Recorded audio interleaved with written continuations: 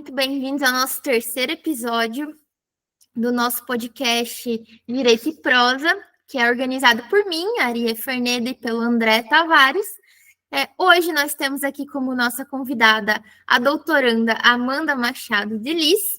A Amanda é uma amiga muito querida que eu tive o prazer, de conhecer logo quando eu me mudei para Florianópolis. Amanda me mostrou muita coisa em Florianópolis, me ensinou muito e ainda me ensina em Floripa. Amanda, muito obrigada por estar aqui com a gente hoje, por ter aceitado o nosso convite. A Amanda também é militante, né, Amanda? A Amanda vai falar um pouquinho aqui com a gente hoje sobre as pesquisas que ela está desenvolvendo hoje.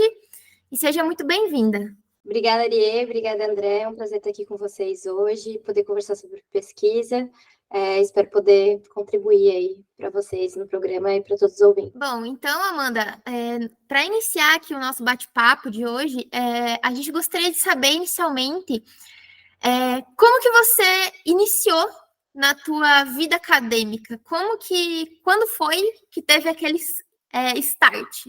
Que você descobriu que falou, não, agora eu quero fazer mestrado, eu gosto de escrever artigo, quero publicar, vou continuar para o doutorado. Conta aí um pouquinho para a gente da tua trajetória. Então, eu acho que na área acadêmica as coisas não são tão lineares, né?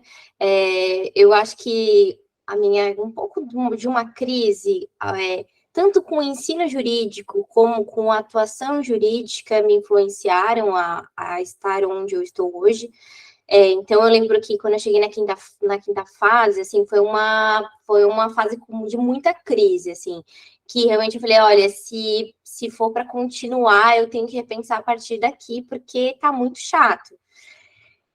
Mas eu tinha minhas bases de apoio na faculdade, então, quando eu entrei naquele embalo, assim, né, pós-terceirão, de que eu precisava descobrir o que eu queria, e eu precisava estar estudando.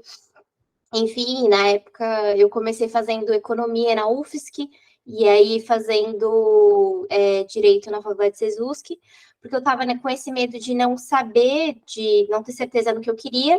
E na época não tinha, acho que ainda não tem particular em economia, e para ter essa oportunidade, assim, eu precisava optar em uma das públicas em economia e para poder conseguir fazer uma particular e ter percepção do que eu queria, assim, né?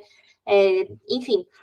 E eu, desde a segunda fase, comecei a participar do grupo de estudos de Direito e Literatura, que era coordenada pelo professor Ademar Posati, que hoje ele é professor da UFSM, e é uma pessoa extremamente engajada com a academia, muito inspiradora para mim, assim, não só gostava muito da docência, como gostava muito da pesquisa, tinha um super conhecimento e na época super novo, assim, eu acho que ele tinha 27 anos na época, se eu não me engano. E aí, ele topou, assim, com os alunos, a partir de um pedido de um aluno, que era o Júlio Nazário, muito meu amigo, hoje servidor do INSS, mas o Júlio falou, vamos fazer um grupo e tal, ele topou, aí se reuniu, conversou com os alunos do que queria, que tinham ter interesse, eu fui, e aí era uma carga de leitura muito grande, porque tinham livros que eu até tinha contato, mas não tinha lido completamente, ou queria muito reler para no momento do encontro tá aquilo bem fresquinho na memória. E aí, por exemplo, um livro do Saramago para você ler a cada 15 dias, assim, é realmente uma demanda muito grande. Por exemplo, o próprio processo do Kafka é uma leitura muito pesada. Então, eu comecei, assim, eu aceitei o desafio, queria muito acompanhar completamente o grupo, até para me desafiar a partir de literaturas que eu não tinha tanta simpatia, como literatura brasileira. Machado de Assis era uma coisa difícil para mim, muitas vezes eu tinha que recorrer a audiolivro, por exemplo. Enfim, e ali foi meu alicerce. Então, da minha segunda fase até a minha sexta fase, eu tinha o grupo de Direito e Literatura, que era um encontro quinzenal, e depois eu comecei, o Júlio teve que se afastar, porque ele passou no concurso, e aí eu fui ajudar a assumir a coordenação junto com o professor Ademar Posati. E assim, para fazer o cronograma do semestre, eu precisava ter muita leitura prévia também para ajudar a decidir a literatura. Então, assim, imagina, era muito correria. Eu queria ler vários livros que pudesse ser interessante para inserir durante o semestre. Normalmente nas férias e no momento de intervalo entre os encontros, era o momento em que eu fazia pesquisa de artigo científico envolvendo a temática do livro, às vezes do autor, do contexto, e foi aí que eu percebi, assim, que fazia totalmente sentido para mim. Conjuntamente com o fato de que eu sempre fiz estágio, e eu fiz estágio em lugares muito legais, tive muita sorte, eu fiz...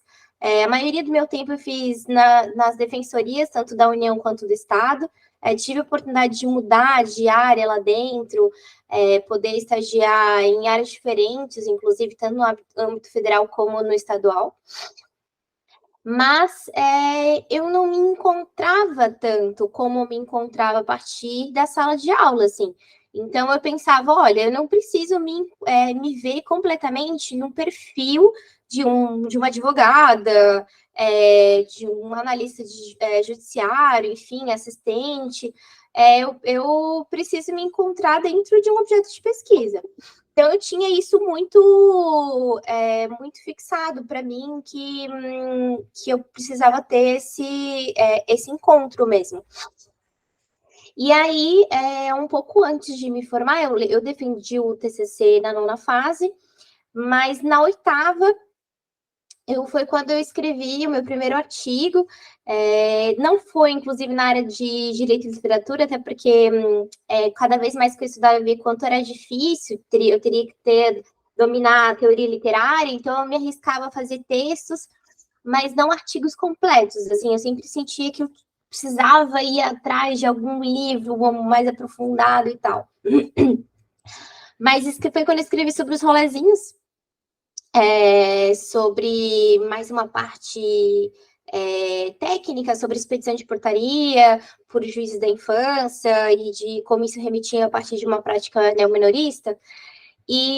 Mas foi quando isso me levou depois ao meu tema de mestrado, foi onde eu me encontrei hoje no grupo do Direito Estado na Rua, dentro da Universidade de Brasília. E cada vez que eu tinha oportunidade de fazer essa atividade de pesquisa, como a atividade de dar aulas mesmo, preparar um plano de ensino. O plano de ensino, para mim, é uma coisa riquíssima, assim, de organização, de planejamento, e que define completamente, assim, o engajamento das pessoas. O autor que você indica leva o aluno a tal tema, às vezes a permanência dele dentro de sala de aula, a identificação dele com o curso é totalmente definida a partir de uma escolha bibliográfica, assim.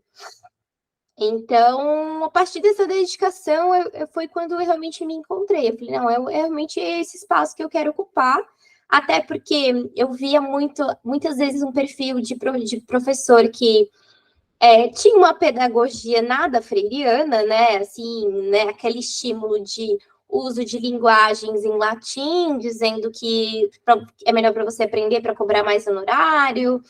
Então, ele, às vezes, também fixava muito em termos, assim, como se fosse algo completamente indispensável, sendo que muitas vezes a gente pensa a partir de uma perspectiva do direito, de você ensinar o direito, não completamente de uma forma técnica para as pessoas, a partir de uma ideia de empoderamento mesmo, mas ele ter acesso, ele ter ciência do que ele tem direito, e poder reivindicar a partir dos termos dele, das palavras dele, enfim, da comunicação.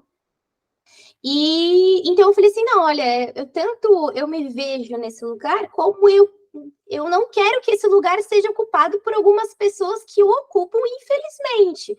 Eu cheguei ao ponto de, na 5ª fase, nessa fase que foi a fase da crise, de ter um professor que chegou para mim e falou assim, olha, o lugar de quem pesquisa literatura é na Faculdade de Letras. Aqui não é o seu lugar. Eu acho que você devia largar a faculdade, e olha que eu fazia, né, uma faculdade privada, ele teve essa cara de pau. E falou assim, olha, acho que você devia largar e fazer letras. Aqui, com certeza, e ele ainda falou assim, com certeza, eu nunca li sua peça, mas deve ser nítido que você não escreve bem. Não escreve bem direito, no âmbito do direito, porque você gosta de outra coisa. E dentro do direito você tem que gostar de processo. Então, aquele limiar da crise, tipo assim, ou eu fico e enfrento esse tipo de gente, ou eu realmente abro mão e descubro, olha, isso não é para mim, não quero estar aqui, não quero estar com essas pessoas. E eu acho que esse desafio ainda continua sendo bem rotineiro, assim. A gente ainda é desafio do que a gente encontra na frente e pensa, não, eu preciso passar por cima disso, assim. Mas deixa eu aproveitar aqui o fio da conversa. Porque nesse ponto eu me identifico muito com você, sabe, Amanda? Acho que a gente nunca teve a oportunidade de ter uma conversa assim, mas eu tive essa crise já no primeiro ano da faculdade. No primeiro ano da faculdade, eu tive matérias de hermenêutica jurídica, teoria do direito, e na minha cabeça, lá com 19 anos, né, porque eu entrei na faculdade com 19, eu já ia aprender a prática do direito, porque para mim era isso, direito era prática, vamos resolver problema, né? E aí veio aquelas matérias que, nossa senhora, para mim foi a coisa mais horrorosa do mundo, né? E não só pela densidade mesmo das temáticas, mas pela falta de didática aí de professores que e não porque eles fossem ruins, não eram ruins. Só que para uma pessoa, para um recém-saído do ensino médio, aquilo era terrível de entender, muito difícil a compreensão, né? Hoje eu entendo totalmente, né, a importância dessas disciplinas para a compreensão do direito, né? Mas na época, quando eu entrei na faculdade, era realmente extremamente difícil. Tanto que daí eu até comentei em casa, eu falei, ó, eu não aguento isso, eu não quero isso para minha vida, pelo amor de Deus, me tirem daqui, né? Só que, como eu não tinha essa opção, eu fiz privada também, e eu não tinha essa opção de mudar e desistir e tentar descobrir em algum momento o que eu queria fazer da minha vida. Eu vou ter que, né, igual você, descobrir aí um jeito de me inserir, de descobrir qual é o meu lugar nesse setor, né? E aí eu também comecei a fazer, já no segundo ano da faculdade, eu entrei no grupo de arbitragem da PUC, do Paraná, e foi aonde eu, de fato, descobri que eu gostava de pesquisa. Que aí a gente fazia fichamentos, fazia pesquisa bibliográfica mesmo, depois fazia fichamento, selecionava material e redigia memoriais, né? E daí fazia viagens aí com o grupo para poder sustentar as teses. E aí foi aí, né, de fato, que eu descobri que eu realmente gostava de pesquisar. A parte da oratória, para mim, já foi uma parte que eu tive mais dificuldade, né? Mas que depois eu fui desenvolvendo ao longo do curso, né? Mas, e de fato, foi graças a grupos de pesquisas, grupos assim, fora da caixinha, que me salvaram e que salvam muitas pessoas, né? Amanda, eu gostaria de perguntar, até a gente, essa conversa é engraçada, né, porque a gente vem tendo os episódios no podcast, e a Prof. Carol também comentou muito sobre isso, né? No direito, a gente às vezes tem essa visão que tu faz o curso para virar advogado ou para fazer concurso, e esquece que você pode ser pesquisador, você pode ser professor de direito, que são profissões autônomas, não são um complemento, como muitas vezes algumas pessoas têm essa visão, né? A Carol fala muito isso. Algumas pessoas, claro, conciliam docência com uma outra atividade jurídica, mas, pelo que tu falou, deu para ver que hoje, talvez, né, tu pode me corrigir, mas tu te identifica como professora e pesquisadora, seria isso? E assim, eu queria te perguntar, considerando que os nossos ouvintes do podcast muitas vezes vão ser mestrandos ou graduandos que estão na pesquisa ou que gostam de pesquisar, porque eu vi aqui que tu fez a tua graduação aqui em Santa Catarina, né? E depois tu iniciaste teu mestrado em Brasília, da UNB, com uma temática que eu achei muito interessante. Confesso que não tenho tanta familiaridade, já ouvi falar, até gostaria que também explicasse um pouco o que é o direito achado na rua. Mas, antes disso, tu dissesse como é que funciona, às vezes, para quem está na graduação ou está já fazendo mestrado, que queira, por exemplo, tentar um processo seletivo fora do estado. Como é que tu chegou até Brasília? Teve acesso ao grupo de pesquisa? Alguém te indicou? Ou tu leu, como é que tu teve contato com o professor e foi lendo a bibliografia, foi lá na cara e na coragem, como diz outro? Como é que tu chegou, né, entraste no mestrado lá em Brasília, na UNB, e contasse um pouquinho dessa tua temática que eu vi que envolve, né, os movimentos sociais também. É uma ótima pergunta, André, porque eu tive a sorte, na época da minha graduação, que a minha faculdade, ela tinha muito evento, incluindo gente de fora. Então, por exemplo, foi uma faculdade que sediou, na época a gente estava no governo Dilma, eu entrei em 2012, na graduação fiquei até 2016, 2017, enfim, foi bem na época do golpe. Mas assim que eu entrei, tinha muitos eventos sobre, por exemplo, Caravana da Anistia. Então, os eventos da Comissão de Anistia, Comissão da Verdade, muita gente que compunha, ia lá fazer palestra. Então, essa questão de memória, justiça de transição, foi algo muito presente na minha graduação, e isso foi completamente revolucionário.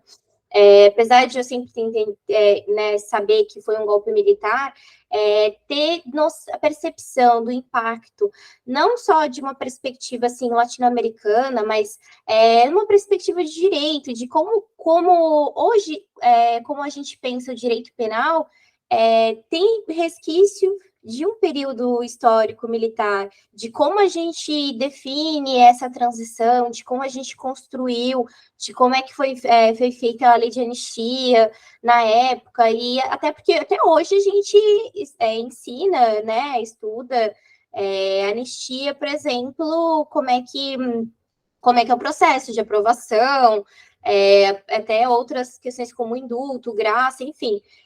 Então, a gente estuda esses institutos e era muito presente dentro do, por exemplo, cinema. Então, eu participei de muitos eventos que envolviam filmes sobre... E tudo isso dentro dos direitos humanos. Então, e um desses eventos de direito, que era um evento internacional sobre direitos humanos, que tinha realmente professores de fora, não só fora de Santa Catarina, mas fora até do Brasil, que foi onde eu conheci meu orientador. Então, foi quando ele participou de um grupo de trabalho, que eu participava do SAJU, da UFSC na época, e aí a gente fez um GT sobre assessoria jurídica popular.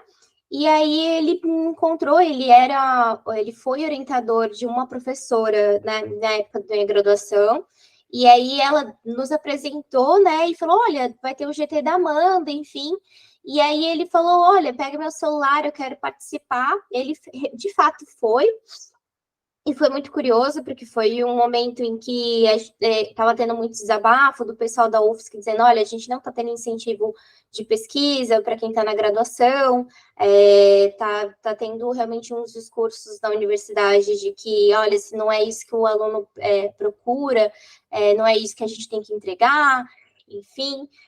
E foi onde eu tive esse contato, esse primeiro contato mais profundo com ele. Foi também um evento que eu encontrei, que era um autor que eu já estudava e que eu tinha grande admiração, que era o Roberto Aguiar, que também foi do Direito Achado na Rua, muito próximo do Lira Filho, inclusive.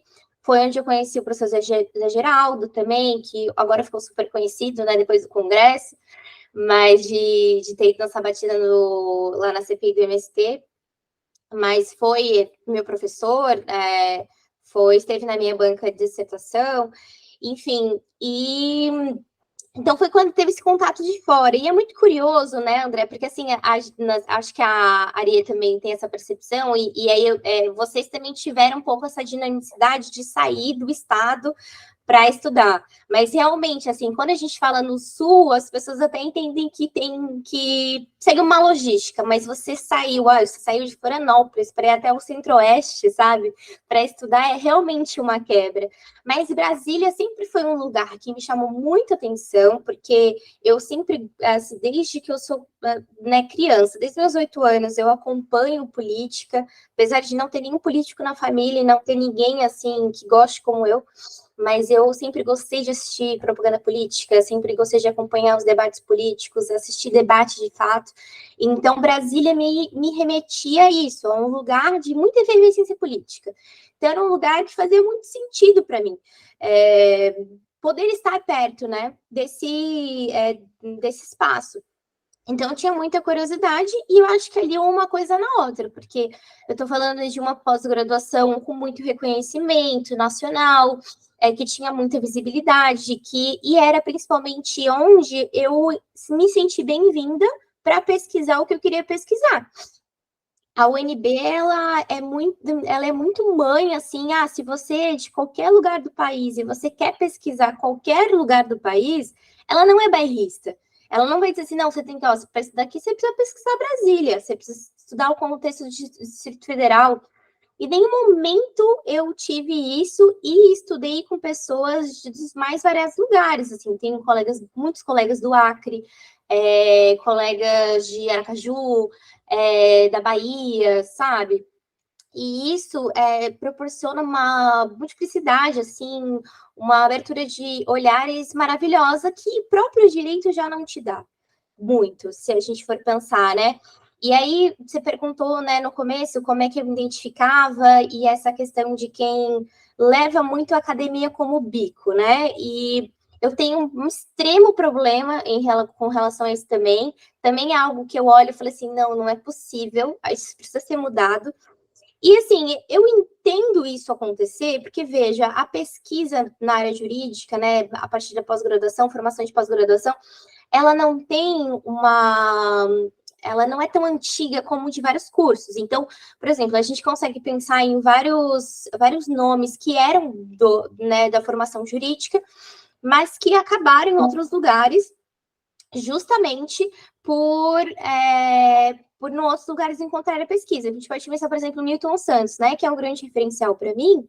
Ele foi fazer a pesquisa dele dentro da geografia. Então, a gente pode pensar até Clarice Lispector, tinha formação jurídica, mas foi se dedicar à literatura.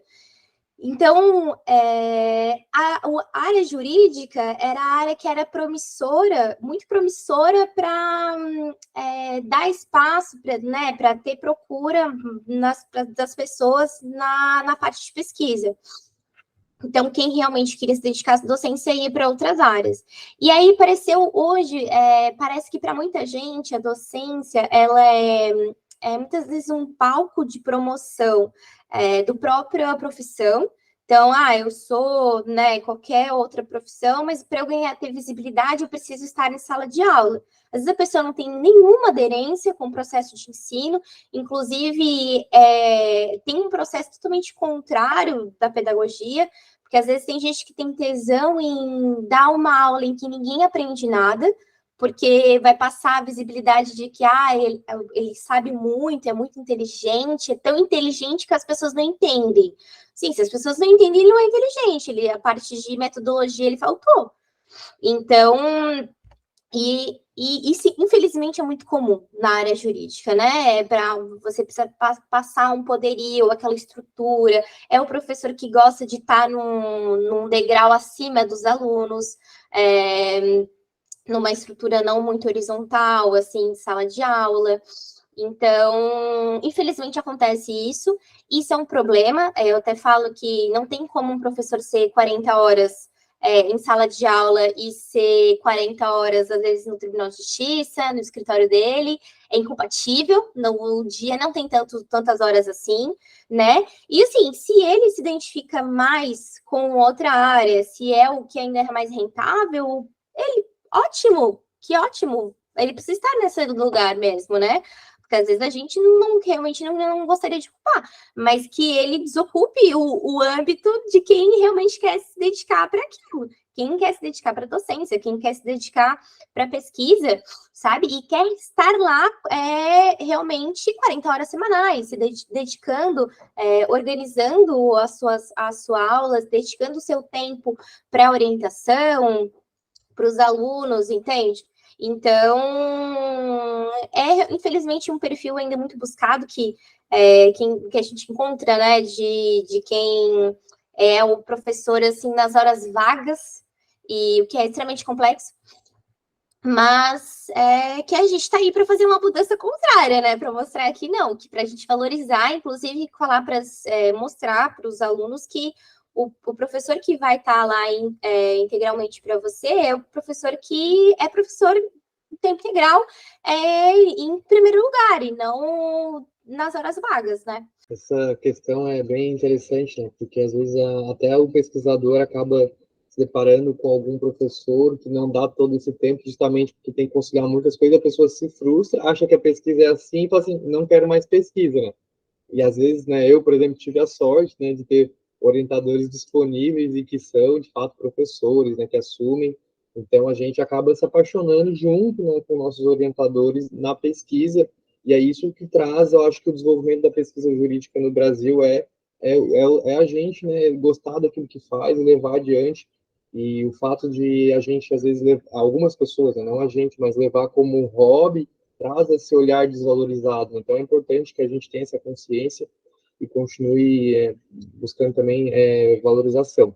Mas eu, aproveitando, não sei se tu consegue assim já puxar um gancho para a gente falar um pouco mais agora da tua pesquisa sobre o que seria direito achado na rua, como é que ela se encaixa essa teoria na questão dos movimentos sociais.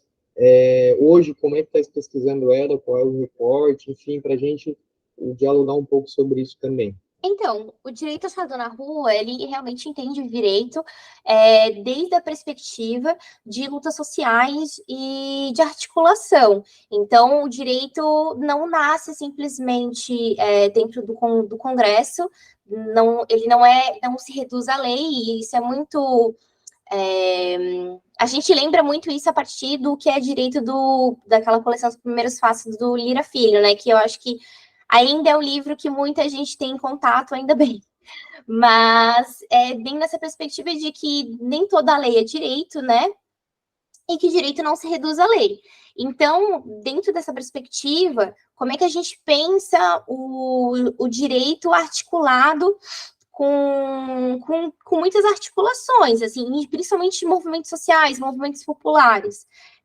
Dentro do direito na rua é muito comum, tem muita gente que pesquisa diversos temas, mas principalmente, por exemplo, direitos de povos originários, né, que eu acho que é bem representativo para isso, né, que essa construção de direitos, essa luta por direitos, não só ela está muito no momento, né, de que a gente está vivendo nesse Brasil pós-Bolsonaro, mas também de que a construção de relações sociais, que o direito também é resultado de relações sociais, ela não existe simplesmente dentro de uma perspectiva colonizadora, ocidental e padronizada. Então, como é que a gente vai construir esses direitos e dentro dessa pluralidade, né? Tem gente que pesquisa... Desculpa te interromper. Essa teoria, ela dialoga com a questão do pluralismo jurídico, do professor Volkmer. Eu estava aqui lembrando disso, mas eu não sabia que tinha... não sei se elas são diferentes em alguns aspectos ou se elas dialogam também assim. Dialogam, tanto que a gente tem muita proximidade realmente com o Volkmer, mas o direito achado na rua, até assim, pensando a partir do uso do termo, né? Ele foi cunhado pelo Lira Filho, ele deu o nome, né, a partir do grupo de pesquisa, pelo CNPq. E o termo rua é a partir de uma metáfora de uma poesia do Marx, inclusive, de uma tradução de uma poesia do Marx. Mas ainda que, e aí isso é curioso, porque ainda que ele pense a partir de uma metáfora, eu sempre pensei na rua efetivamente como um lugar de concretização de direitos. Então, é até por isso que eu dialogo nesse tema junto com a pichação na minha dissertação de mestrado. Então, a rua, ele é o espaço em que existe essa articulação de pichadores, e que são pessoas que vivem na periferia, e aí, pegando meu recorte de São Paulo, né? Porque a pichação, ela está presente em todo o Brasil, mas ela tem variações, inclusive estéticas, de tipografia, enfim. E aí, pegando a partir do meu recorte, né?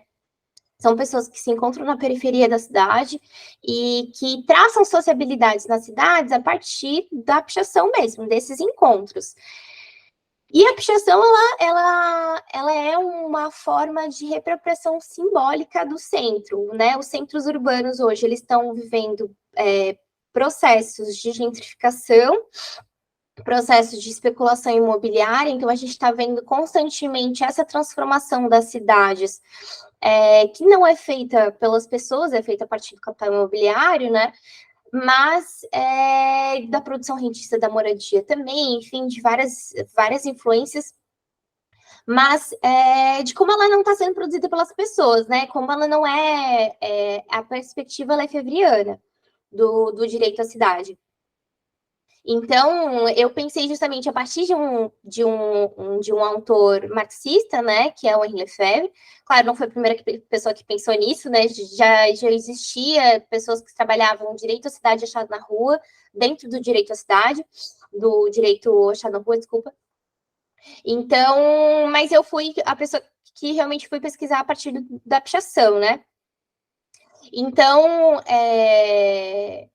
enfim, o direito achado na rua também, e aí eu tenho uma curiosidade, porque também tem muita gente do direito achado na rua que pesquisa a justiça de transição.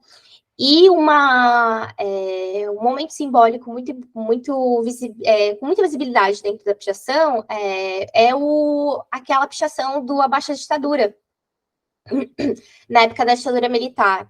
Inclusive, tem um filme do Silvio Tendler que fala desse momento, das pessoas que, enfim, picharam aquilo, enfim. Mas foi um momento de extremamente restrição de direitos, assim, e que essa visibilidade daquele momento, né, era a forma com que eles conseguiram se expressar. Então, para mim, aquilo faz completamente sentido, assim, ainda que articulado de uma forma diferente atualmente, a partir de uma outra estética, a partir de uma outra forma, eu identifiquei, né, a partir da minha conclusão, que é uma articulação por direito à cidade, através da pichação mesmo.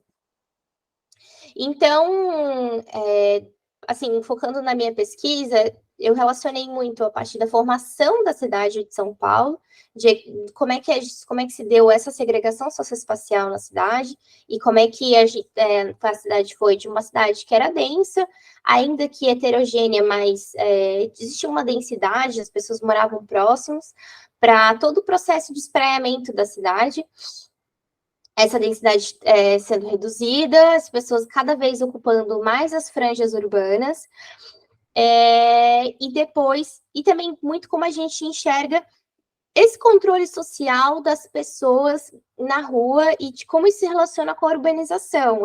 O Boris Fausto, que faleceu recentemente, ele tem um livro muito interessante sobre isso, que é o Crime Cotidiano, em que ele faz essa relação do direito penal como um instrumento de controle de corpos para você domar esse crescimento populacional da cidade. A partir disso, e a partir de como surgiu o picho, né, em São Paulo, ele surgiu muito, muito próximo, assim, ao Sharpie, que eles chamam no Carioca, mas, enfim, feito por grupos e grifes diferentes, de pichadores diferentes.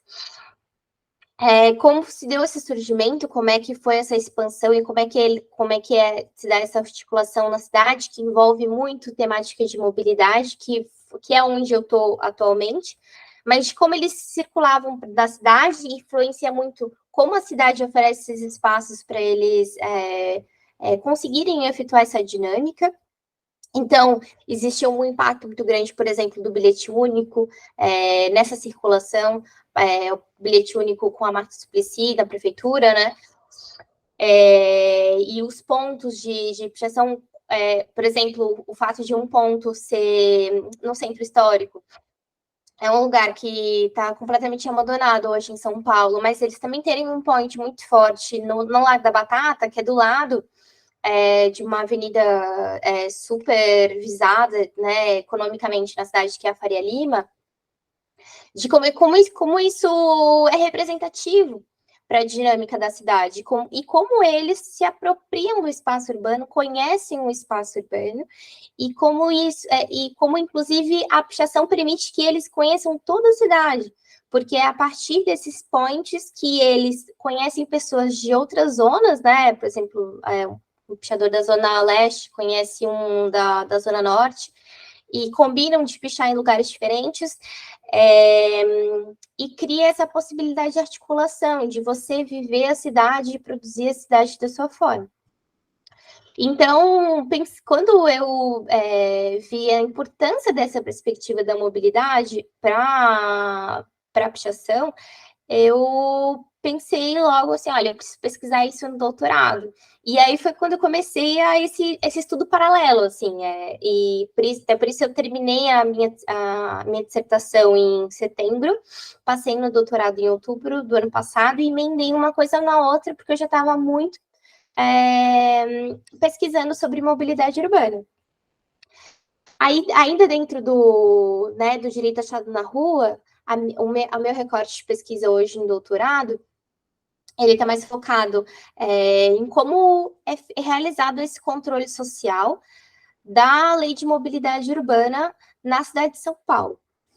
Então, a Lei de Mobilidade Urbana é uma lei que a gente tem bem recente, ela é de 2012, ainda que ela seja, assim, dentro da linha do Estatuto da Cidade, Estatuto da Metrópole, da nossa ideia de formação, de plano diretor,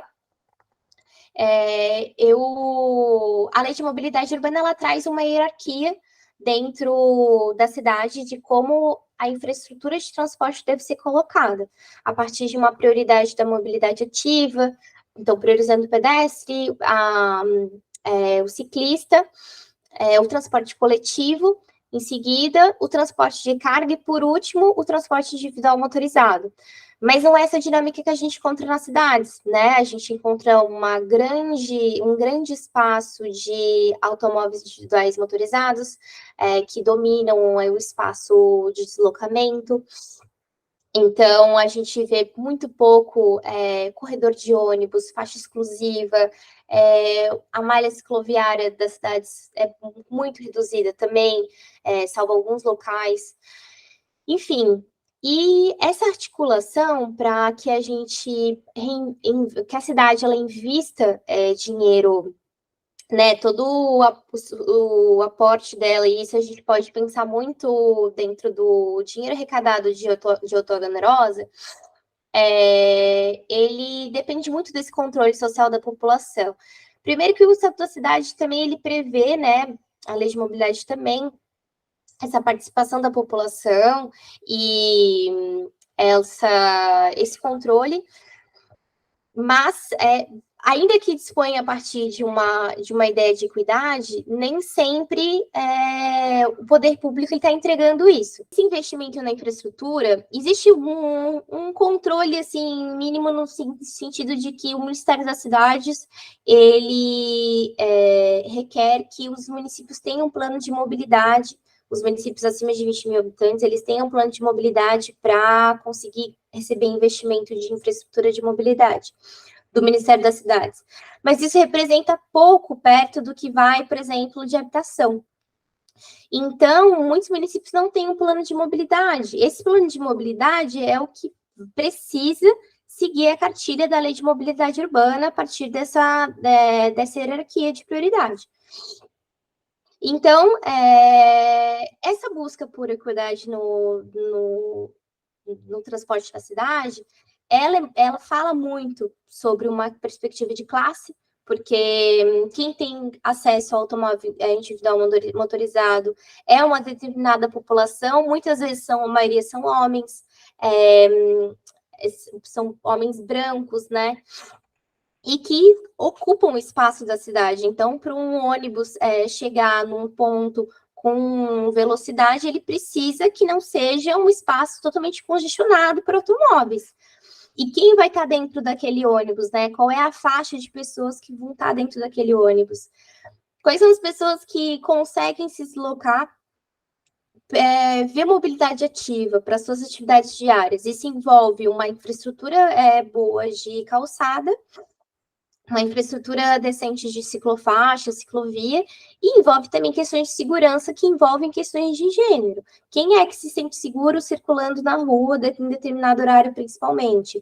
E aí a gente tem que pensar em outras coisas. A iluminação, por exemplo, na rua, ela é feita para o automóvel e não para o pedestre. Então, e isso na cidade de São Paulo fica muito claro, assim, que se não existe essa fiscalização, essa articulação e essa pressão em cima da prefeitura, isso não é entregue, assim, né? Essa estrutura de direitos, ela não é entregue à população. Então, assim, é muito comum, a partir de auditorias cidadãs feitas, inclusive, de ciclofaixas que estão sumindo na cidade, porque ele é a prefeitura, o Ricardo Nunes é a prefeitura do recapeamento. Então, o que ele sabe, ele consegue entregar muito é recapear vias urbanas. Inclusive, ele alterou, nesse último plano diretor, que foi revisado agora, nessa revisão, ele incluiu a porcentagem que era destinada do Fundo de Desenvolvimento Urbano, que era destinado para transporte público e mobilidade ativa, ele conseguiu uma brecha ali para incluir recapeamento e formalmente incluir o recapeamento na possibilidade de uso desse fundo. Então, além de poder usar, fora os 40% de habitação de interesse social e os 30% que eram para mobilidade ativa e transporte público, ele conseguiu possibilitar esse uso dos 30% para recapeamento, fora o outro restante também. Mas a gente está falando de uma prefeitura que tem 36 bi em caixa, né? Ela está de olho no valor de um fundo de 1 bi, quase 1 bi, não chega a ter 1 bi. Então, assim, e aí, a gente pensando em recapeamento é o que dá muito voto, infelizmente, assim. Então, próximo de eleição, o prefeito quer entregar isso, é algo que dá visibilidade, né? Não é o saneamento que vai entregar voto para ele, vai ser recapear as vias urbanas. E nesse recapeamento a gente está vendo esse sumiço de ciclofaixas, somado, por exemplo, também com a grande inovação que ele acha que está surgindo a partir das motofaixas, que são faixas exclusivas para circulação de moto, que é algo que foi realizado estudos na gestão do Fernando Haddad, na prefeitura, e foi demonstrado que não é mais seguro, eles geram mais acidentes, porque isso permite que as motos acelerem mais, e a partir de uma maior aceleração, o impacto é muito maior. Você pensa num pedestre, um impacto de 60 km por hora é equivalente a uma queda do 6º andar. E de 50 km por hora, a chance de sobrevida é de 15% só. Então, assim, a segurança no trânsito e como a gente lida com o trânsito, ela tem um impacto gigantesco. É equivalente a cair uma queda de avião por dia, é o tanto de gente que morre por dia com o trânsito no Brasil. E é a maior causa de morte de crianças.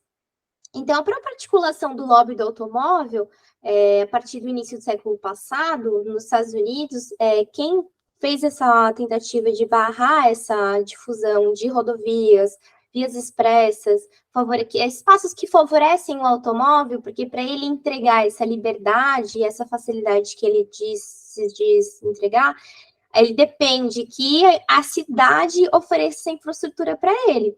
Então, para as concessionárias terem sempre essa margem de lucro, a cidade precisa proporcionar isso. E isso a custo de vida de muitas crianças, né? A custo de vida de muitas mulheres. Os deslocamentos das mulheres não são favorecidos dentro a partir dos trajetos de transporte público também. Então, é tudo isso. Acho que é bastante coisa que envolve a minha tese.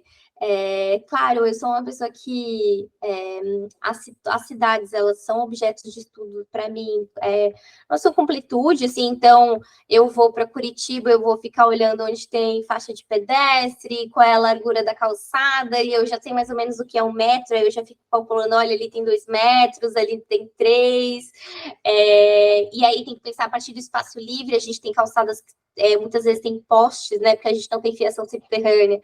E nisso, às vezes, o poste, uma calçada que já não tem nem 2 metros, tem um poste no meio, muitas vezes não passa um cadeirante. Então, a gente está falando sobre direito, né? A gente está falando de direito a circular na cidade, direito de você chegar nos espaços, tanto nos espaços de trabalho, de estudo, mas também de lazer. Então, a sua vida não é resumo casa-trabalho, casa-escola, né? Não é só esse movimento pendular. Primeiro que tem uma rotina de cuidado, né? Muitas vezes a mulher vai para o trabalho, mas ela vai deixar o filho primeiro, ela vai passar na farmácia, vai passar no supermercado, e aí esses trajetos, os ônibus não fazem. Muitas vezes são trajetos circulares. Então, essa circulação da mulher na cidade, ela é restrita muitas vezes. Muitas vezes as mulheres só sobra o deslocamento a pé, e se só sobra deslocamento a pé, essa infraestrutura precisa ser entregue. Enfim, é isso. Amanda, achei muito interessante essa sua sacada aí entre a tua pesquisa, né, sobre pichação e direito achado na rua, com agora, no doutorado, a questão da mobilidade urbana, né? Então, fica bem evidente aqui para todos nós, né, como a mobilidade urbana reflete em todos os outros âmbitos da nossa vida, desde o lazer, segurança, enfim, saúde, né, educação, todos esses direitos, né, se interrelacionam. Parabéns pela sua pesquisa, realmente. Tem questão de direito político também, né, Ari? Até para complementar, porque isso foi uma briga muito grande sobre o passe livre nas eleições. Por exemplo, Florianópolis tem um passe extremamente caro, né? Uma passagem de R$6. Acho que está um pouco mais de 6 até. E se você vai pegar alguns trajetos, o ônibus, aquele amarelinho que a gente chama, é R$15, por exemplo. Para uma família, não é um deslocamento que compense. E a cidade precisa compensar você usar o transporte público para a saúde dessa mobilidade. Então, se para cada família, que, por exemplo, de 3 pessoas, valer mais a pena pegar um Uber do que pegar um ônibus, aí não vai ter sustentabilidade para o transporte público mesmo, porque aí vai reduzir cada vez mais o número de usuário, e se a disponibilidade de linha deles e horário é definida a partir da quantidade de uso, do valor da passagem, vai ficando cada vez mais sustentável, e a gente viu isso no período da pandemia. E é curioso porque nas eleições do Chile, do Boric, as empresas tiraram ônibus de circulação na periferia para fazer as pessoas não conseguirem votar. E nessa época já chamou, né, já trouxe esse alerta aqui no Brasil. Olha, a eleição né, a gente está falando de direito político, e um direito político ele não pode ser restringido por um direito à mobilidade, a transporte, e muitas coisas estão definidas. Apesar de você ter o SUS, né, se você precisa pegar uma passagem para ir até um local e você não tem direito, você não tem esse dinheiro, então você deixa de ter o direito à saúde por conta de uma restrição de circulação. Então, é isso, o direito à cidade, né, ele está sempre entrelaçado com esses outros direitos que a gente está falando aqui, né, de um direito político, um direito ao voto, um direito à saúde, a um tratamento, um direito à escola, e muitas vezes a gente vê a disponibilidade, a cidade vai se expandindo, mas o número de estudantes, até por uma questão de nascimento, vai reduzindo, aí vão cada vez mais querendo fechar escolas e reduzir unidades para ficar mais barato, mas muitas vezes o deslocamento é muito longo para o estudante. E se é muito longo, ele não pode fazer com segurança sozinho, a permanência dele na escola tá dependendo disso. E a gente está falando de um contexto da pandemia que já causou muita evasão escolar. Então, é realmente isso que você falou, assim, ele está entrelaçado com tudo, né? Exato, Amanda. Nossa, você deu aqui um panorama muito bom para a gente aqui, abriu horizontes, né? Principalmente aqui, espero, para os nossos espectadores. São oportunidades muito relevantes de pesquisa, né? Então, parabéns por isso também, Amanda. E puxando agora para o lado da tecnologia, na sua pesquisa agora de doutorado, você faz essas interconexões com tecnologia? Se não, como que você vê a questão da tecnologia? Quais as oportunidades que a tecnologia oferece na construção, por exemplo, de cidades aí inteligentes, né, de cidades mais sustentáveis também, de forma a auxiliar essa questão da infraestrutura, da mobilidade? Deixa eu fazer a pergunta junto, porque eu vou perguntar exatamente na mesma linha. A gente já faz né, uma resposta para tudo. Eu estava pensando, enquanto estava falando da questão da mobilidade, assim, no caso de São Paulo, talvez seja um pouco diferente aqui do Sul, que a gente é mais aqui no Sul, muito dependente das rodovias mesmo. Talvez em São Paulo já tenha mais metrô, não sei se eu estou falando desse, porque eu não conheço tão a fundo de São Paulo. Mas aqui, quando tu vai para a Europa, por exemplo, lá a gente já tem um leque de utilização de transporte coletivo de metrô, de trem, com acesso aos dados, às vezes, em tempo real, de onde está o transporte público, e tu consegue pegar, às vezes, assim, sabe que em 1 minuto ou daqui 2 minutos vai passar um metrô, vai chegar o ônibus, tu calcula o tempo com muito mais exatidão, isso graças a um projeto, né, de estruturação e mobilidade, com dados abertos, em que as empresas conseguem desenvolver aplicações, fazer essa interligação, para chegar numa cidade inteligente, né, digamos. Aí, conectado à pergunta que a Aria fez, eu gostaria de perguntar como é que tu te identifica, assim, como é que tu identifica o panorama do Brasil para chegar no nível, ou no Brasil, né, na verdade é complicado falar Brasil, porque a gente tem nível municipal, estadual e diferentes cidades, mas talvez no teu recorde, onde tu já estudou em São Paulo, né, ou, enfim, outra cidade que está estudando agora, nessa questão dos dados para a gente chegar numa cidade inteligente em termos de mobilidade urbana, como é que tu vê os desafios nesse sentido, assim, para a implementação disso? É interessante, assim, primeiro que quando eu entrei no mestrado, eu entrei, né, eu não tinha bolsa no momento e eu já estava saindo, né, de uma cidade para ir para outra, apesar de ser, como é um programa de pós, é um programa de pós em Direito, foi onde eu fiz mestrado da UNB. É um programa muito grande, apesar de ter muita bolsa, é muita gente, e na época no início eu não tive, eu fui ter bolsa CAPES bem mais no final. Então, naquele momento, eu consegui bolsa de pesquisa dentro de um laboratório de engenharia de software da própria UNB. Então, foi super interessante, assim, mas não era dentro da área de direito da cidade, era na área de pesquisa de desenvolvimento de inteligência artificial para o Tribunal Regional Federal da Primeira Região. Então, mas eu tive, né, trabalhei com engenheiros de software, o pessoal da graduação da Universidade de Brasília, que é um curso até mais novo, num outro campus, no campus do Gama. Então, assim, esse tema da tecnologia, ele entrou forte, inclusive para tanto fiz matéria em Direito e Inteligência Artificial no mestrado, então estudei um pouco, essa parte que praticamente o André falou, do uso de dados para a mobilidade, ela é muito interessante, assim, tem um livro que fala um pouco sobre isso, que é o Cidades Inteligentes, Tecnologias Urbanas e Democracia, que é da Francesca Bria com o Evgeny Morozov. Ela é italiana, ele é belorrusso, e ela fala muito na partir desses dados abertos, né, André?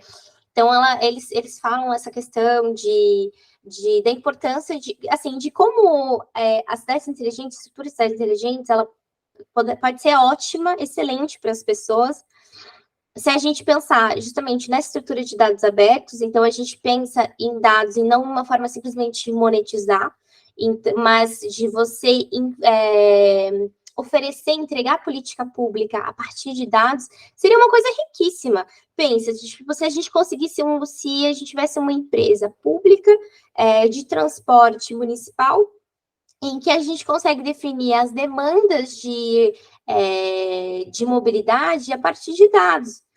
Então, você já parte, né, de uma realidade colocada. Claro que isso pode se alterar, né? Claro que muitas vezes a mobilidade das pessoas está muito refém a partir do oferecimento de horários.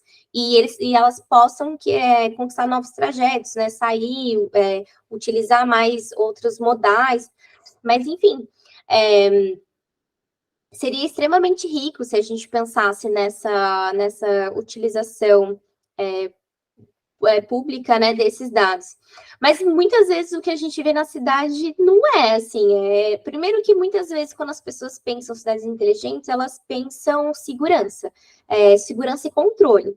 Então elas vão pensar em sistema de segurança, vigilância, bem Bauman, né? Assim, Então, e inclusive a publicidade, ela é muito pensada nisso. Teve uma publicidade no metrô de São Paulo, que eu acho que até foi condenado, porque elas tinham uma câmera por trás da publicidade que captava a reação das pessoas, o reconhecimento facial, a reação que as pessoas tinham quando olhavam para a publicidade e vendiam esses dados. Então, esse é um grande exemplo de que a gente não está usando a tecnologia para entregar direitos, né? Efetivação de direitos. E realmente essa estrutura de conexão, por exemplo, você saber em que horas vai passar, quanto tempo falta para o transporte passar, para você pensar uma hora segura para você sair. Se a gente pudesse pensar que as estruturas da cidade fossem seguras, sem necessariamente depender aquela estrutura. Agora, desse vídeo que está circulando muito, de um ponto de ônibus, que a mulher está sozinha, ela faz uma ligação, aí uma atendente fica acompanhando ela até o ônibus passar. Mas você não precisa necessariamente entregar para uma empresa grande de publicidade para ela ter um mínimo de segurança. Às vezes é onde ela está localizado, a gente tem o comércio, ruas vivas, né? Ter esses olhos na rua, que é como a Jane Jacobs falava, de você ter, às vezes, numa rua, comércios que funcionem tanto de dia e outros que funcionem de noite, que garantam essa circulação de pessoas numa grande faixa de horário. Então, o que a gente tem muitas vezes são ruas que tem aqueles comércios de horário tradicional, das 9 às 7, aí quando chega às 7h30 está completamente vazio, não tem ninguém na rua, e outras ruas que são completamente vazias de dia e são cheias de barzinhos e vida noturna, e esses ambientes não se mesclam. E aí faz com que a gente tenha completamente uma concentração de pessoas em determinados horários, fora também as zonas exclusivas residenciais. Essas zonas exclusivas residenciais são os espaços das cidades mais inseguros para você circular, né? Porque não tem muito fluxo de pessoas, vai ter fluxo só das pessoas, sabe? O horário que as pessoas saem de casa, o horário que as pessoas retornam. E não garante essa segurança espontânea. Então, a gente fica refém de estrutura de vigilância, porque a gente está toda vez retroalimentando essa estrutura de insegurança na cidade, e a gente só pensa que tecnologia serve para isso. Então, qual é a nossa demanda da cidade? Vigilância. Então, o que uma cidade inteligente precisa se ela é inteligente e tem que entregar o que o cidadão quer, né? Então, ela tem que entregar essas estruturas. Isso é muito triste. Quando a gente pensa, assim, enxerga essa realidade, não só as pessoas estão pensando nisso, mas elas só conseguem pensar nessa perspectiva. A gente poderia pensar em várias questões benéficas para a cidade. Isso vai desde uma mobilidade inteligente, no sentido de você... Um exemplo, a gente não tem sinalização de trânsito para circulação a pé. Se eu saio de um lugar, eu sei a quantos quilômetros eu estou, mas o que quilômetros diz da minha caminhabilidade? Eu quero saber se eu tenho esse trajeto para fazer a pé, e quanto ele é a pé. Porque às vezes muitas vezes o trajeto do carro não é o mesmo, né? O carro muitas vezes tem que dar um retorno, a pé não, às vezes a pé você pode às vezes cortar completamente o caminho e ter um trajeto bem mais curto. Para isso, a cidade precisava entregar, né? Isso, olha, você está a tantos minutos a pé, e aí, né, André, sem você precisar ter um smartphone necessariamente para te falar isso, que às vezes nem vai falar.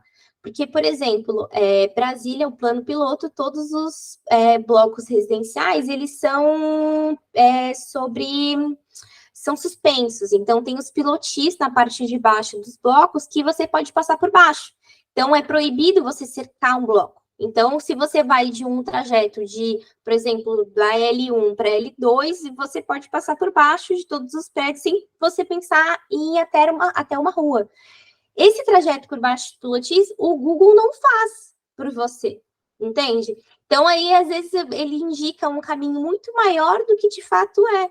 E isso faz com que você pense duas vezes se você vai sair a pé ou não. Entende? A gente não tem essa oferta.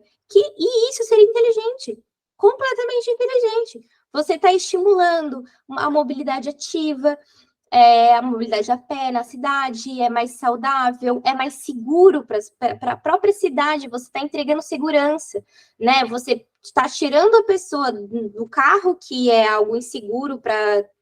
Eu acho que nem tudo que é inteligente também depende necessariamente só da tecnologia. A gente, simples identificações, tu torna a cidade inteligente, né? A gente não precisa depender só da tecnologia para ser inteligente, né? Não, total, é exatamente isso, tipo, você poderia estar entregando mais segurança, você estaria entregando mais saúde, você estaria entregando mais trocas, né, as pessoas que circulam de carro, elas não têm esse ponto de encontro com outras pessoas, de poder trocar uma ideia, eu conheço você, às vezes a gente encontrar eu não sei se vocês são assim, mas eu sou super chat das pessoas que eu acompanho. Então, assim, sei lá, um dia que eu conheci o Christian Dunker, encontrei ele na rua de Brasília, eu fiquei toda emocionada. Eu falei, meu Deus, tira uma foto comigo. Eu sou sua leitora. Então, essa oportunidade de encontro dentro do automóvel não existe. Então, é uma multiplicidade, assim, de possibilidades que você pode ter na cidade, se a cidade for segura, se ela te demonstrar essas possibilidades. E se a gente pensar cidades inteligentes assim, né? De formas democráticas mesmo. Até, Amanda, o comentário que você fez sobre o livro do Morozov, eu tô lendo um dele agora. Não vou me lembrar o título, eu tentei achar aqui, mas tá... Oi? Big Techs? Big Techs, esse mesmo. Ascensão de dados e alguma coisa nesse sentido. Sobre o Vale do Silício, né? Isso, exatamente. Ele faz... Não sei se você já leu, mas...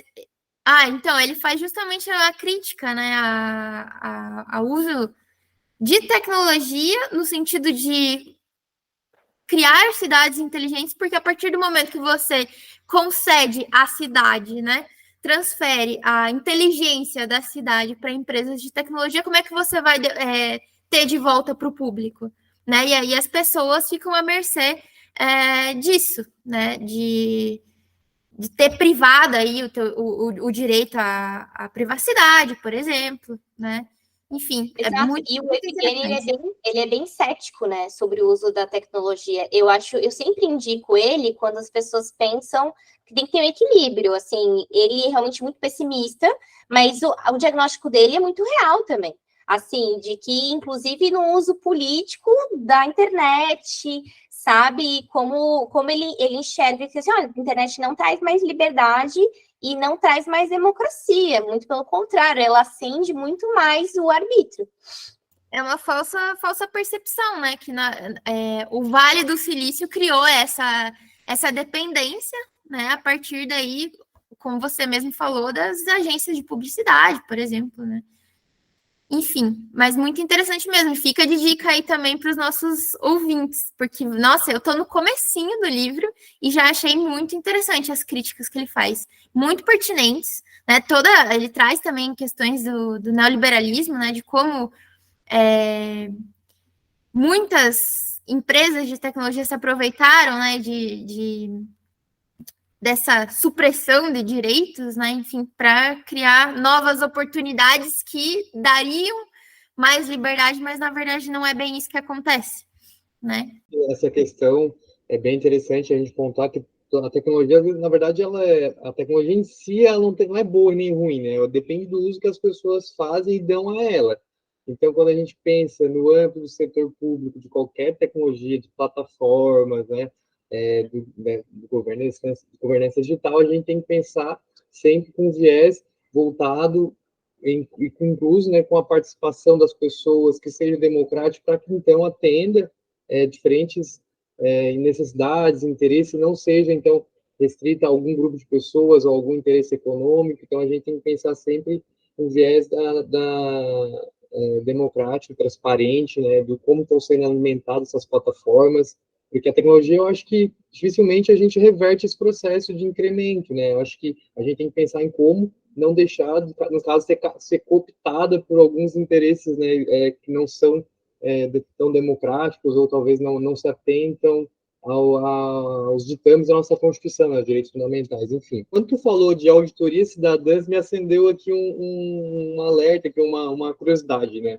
Porque eu fiquei pensando como é que foi feita, porque a gente não, pelo menos assim, na minha experiência com a questão do controle social, a gente não tem muita transparência sobre esses dados de mobilidade urbana. Eu não sei se aí é diferente, ou na tua pesquisa demonstrou diferente em São Paulo, se tem alguma plataforma específica para verificação, por exemplo, essa questão das faixas, da pichação, se foi empírico mesmo a auditoria, os movimentos sociais que trouxeram esses dados, ou existe alguma plataforma digital que mostra esses dados, assim, que o poder público alimente de alguma forma, e para fazer o controle social a gente precisa de dados. Como é que esses dados estão sendo coletados quanto à mobilidade urbana? Então, quanto à mobilidade, né, que você falou de pichação junto, mas de um recorte diferente, né? Mas, assim, a GeoSampa, que foi o que a gente estava conversando, né, que eu e a gente apresentou no Santos Cidades, é uma plataforma já inovadora nessa perspectiva. Ela foi também fruto da gestão do Fernando Haddad, da prefeitura, mas ela entrega muito isso. Então, a gente, pensando de uso de tecnologia, né, você consegue baixar dentro da GeoSample shapefiles e criar esse mapa dentro do QGIS. Então, ali você consegue baixar, por exemplo, o mapa de metrô, mapa de trem, mapa de, inclusive, de calçada, mapa da malha cicloviária. A gente, claro, aí existe um ponto, né? Qual é a velocidade de atualização desse dado, e aí isso precisa de uma alimentação constante, porque tudo bem, ele foi criado em 2014, mas como é que ele é alimentado até hoje, depois de outras gestões? Então, precisa que as gestões se dediquem, né, profissionais técnicos da prefeitura capacitados para atualizar isso, sempre alimentar, porque isso é muito importante para pesquisadores, justamente. Então, você ter esse acompanhamento.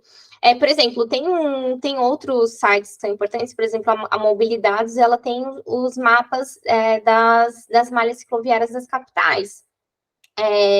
Pela Mobilidades, a cidade de Florianópolis tem 100 e poucos quilômetros de ciclofaixa, de malha cicloviária. Mas a prefeitura já disse que já tem mais de 200, assim. Realmente, assim, esse mapa eu quero que a prefeitura me entregue, eu preciso ter acesso a ele. E aí vem aquilo que a gente imagina, né? Eles querem dar um número muitas vezes, não necessariamente eles entregam esses dados. Muitas vezes já aconteceu, inclusive, em São Paulo, de colocar uma ciclofaixa numa área, uma ciclofaixa que está fechada, que está em manutenção, que não está apta para uso, não está pronta, mas ele já inclui nos dados para aparecer como uma grande reforma. Isso não é incomum. Então, existe sim processo de fiscalização, e essa auditoria cidadã é super interessante, André, porque assim foi feita pela Ciclocidade. Em São Paulo, mas assim, outras organizações do pessoal da Bike ainda continuam atualizando essa auditoria, porque por exemplo, alguém denuncia que uma rua sumiu a ciclofaixa, e pelo Google Maps, você consegue lá pegar pelo ano. Por exemplo, em 2014, estava ali a ciclofaixa, 2022, 2023, cadê a ciclofaixa? Então, assim, com o próprio recurso público, você consegue denunciar. E se você em perfis como a própria ciclocidade, os bicicleteiros, Bike Zona Sul, Bike Zona Oeste, várias vezes eles estão postando, denunciando isso, assim, simplesmente o print em comparação do lugar e, olha, essa ciclofaixa sumiu.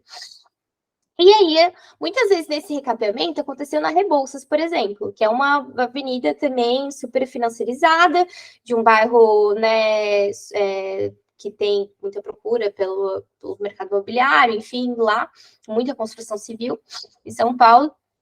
A Rebouças é uma avenida que tem um corredor de ônibus. Você consegue ver que as faixas ali, elas são estreitas, assim, elas são justinhas, porque a gente tem que pensar também que a cidade ela tem que ser feita para o Celtinha, né? Não para o SUV e para picape. Então, não tem como, a cidade não vai comportar vaga para. Se você vê, por exemplo, esses espaços nas ruas que são áreas de afastamento, que eu acho que eles chamam, o plano diretor acho que chama isso, a área de afastamento, que é a vaga, e depois tem a calçada. Aí você vê que o tamanho dessa vaga ele é feito para um Corsa. Aí vai o cara da picape, estaciona, ele come toda a calçada também. Então, esses espaços urbanos, enfim, esse controle, e aí, né, eu estava falando da Rebouças, quando foi recapeada, eles reduziram o espaço da ciclofaixa ainda. Então, ficou uma ciclofaixa minúscula. Se não fosse o pessoal denunciando, marcando o prefeito, marcando a prefeitura e colocando como absurdo, aí a prefeitura falou, ai, desculpa, foi um erro. A gente está colocando de novo, sinalizando de novo a ciclofaixa do tamanho adequado. Assim, justamente por essa pressão dos tamanhos dos automóveis, cada vez mais a gente está perdendo.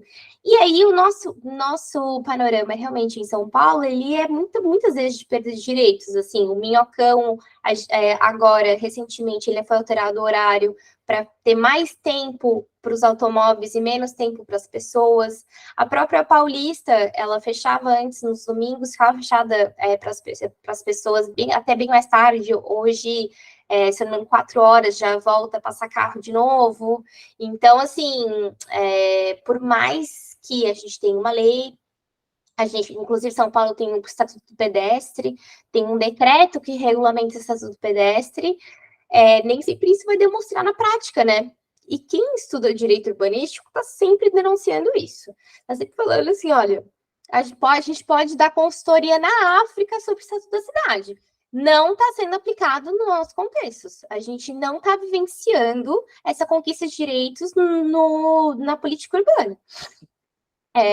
Né, no âmbito dos municípios. Bom, eu tive a oportunidade, né, de participar com a Amanda do Summit, e eu achei muito interessante a perspectiva que a Amanda trouxe, que inclusive, né, é outra realidade, é diferente, né, daquilo que a gente vê aqui, por exemplo, em Curitiba, ou em Florianópolis até tem, né? Em Curitiba eu não tive a oportunidade de ter contato com esse tipo de tecnologia, mas em Florianópolis eu vi algo do tipo, mas não da forma como apresentado em São Paulo, né? Então, fica também para a gente refletir, né, em possíveis pesquisas, né, André? Que realmente é muito interessante, muito necessário, né? São aplicações que dificilmente a gente às vezes consegue perceber, né? Ainda bem que existe uma Amanda aqui para dar uma luz, assim, uns insights para a gente também. Mas, Amanda, a gente agradece a sua participação aqui. Muito obrigada mesmo por ter compartilhado a sua experiência acadêmica, a tua trajetória, um pouco da sua pesquisa também. A gente deseja muito sucesso. Ficamos aí no aguardo da publicação do seu livro, de vários artigos sobre os temas. E agradeço pelo seu tempo. Amanda, gostaria também, então, de te agradecer. Gostei muito, fiquei apaixonado pela tua pesquisa, pela temática da mobilidade, não era algo assim que eu que eu cheguei a ter tanto contato, né? Mas me trouxe agora algumas curiosidades. Eu quero agora me aprofundar um pouco mais na política pública da cidade, enfim, porque tem a ver, né? Como eu estudo também o direito das políticas públicas, fiquei pensando aqui várias questões. Te desejo também muito sucesso como pesquisadora, como professora, agradecer o teu tempo.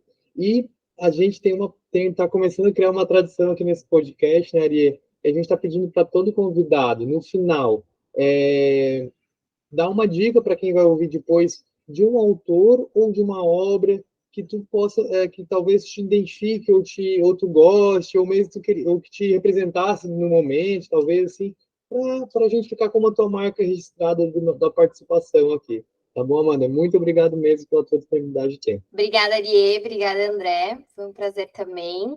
É difícil escolher um autor, viu, gente?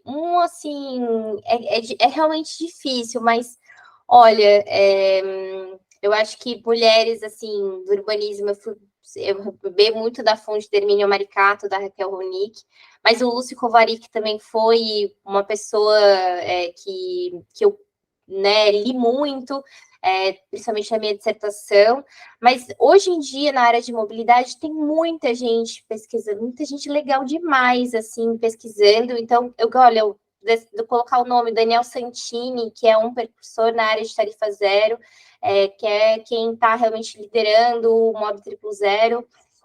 A gente, né, eu acabei não falando da Cidade a Pé, mas a gente tem muito contato com ele, porque a nossa pauta de mobilidade está muito junto com essa questão da tarifa.